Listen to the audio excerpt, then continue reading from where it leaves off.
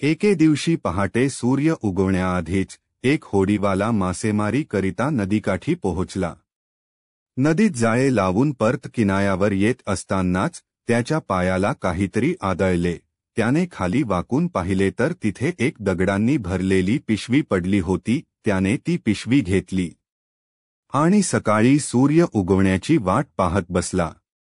सूर्य उगवल्यावर तो आपले जाळे काढून मासे बाजारात विकायला जात असे। आता सूर्य उगवायला बराच अवधी होता। मग त्याने विचार केला की या पिशवीत काय आहे म्हणून खोलून पाहतो। पण त्यात पाहतो तर दगड होते। मग त्याने तो एक एक दगड काढायचा आणि नदीत फेकू लागला।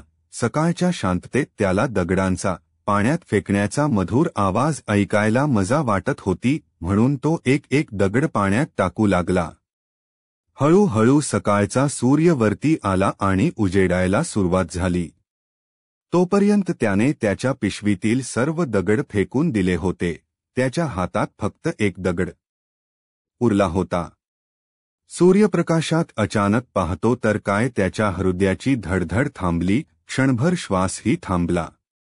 ज्यांना त्याने दगड समजून फेकून दिले होते ते खरे तर हिरे आणि रत्न होते, पण त्याला सकाळच्या अंधारात ते समजले नाही। आता शेवटचा एक हिरा त्याच्या हातात उरला होता आणि बाकी सर्व रत्न, हिरे मात्र दगड समजून त्याने फेकून दिली होती।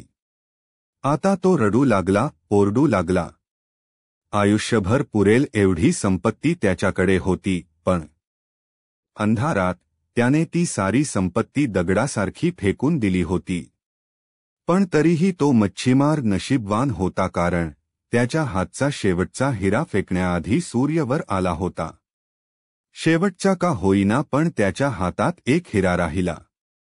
मित्रहो, प्रत्येकजण इतका भाग्यवान नसतो। आयुष्य निघून जाते, पण ज्ञानरूपी सूर्य उगवत नाही, सकाळ होत नाही, प्रकाश येत नाही आणि मौल्यवान जीवन, अनमोल देह आपण असंच दगड समजून फेकून देत असतो।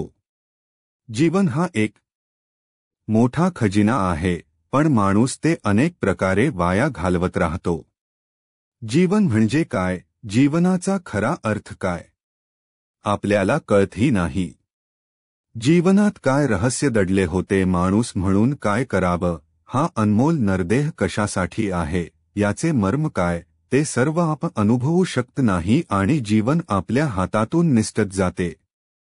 पण एखाद्यालाच आयुष्यात ज्ञानसूर्य भेटतो आणि त्याचे उर्वरित आयुष्य चांगले अर्थपूर्ण होते। संतांनी तर सांगितलेच, आयुष्य हेची रत्नपेटी, माझी भजन रत्न गोमटी, ईश्वरी अर्पुनिया लुटी आनंदाची करावी।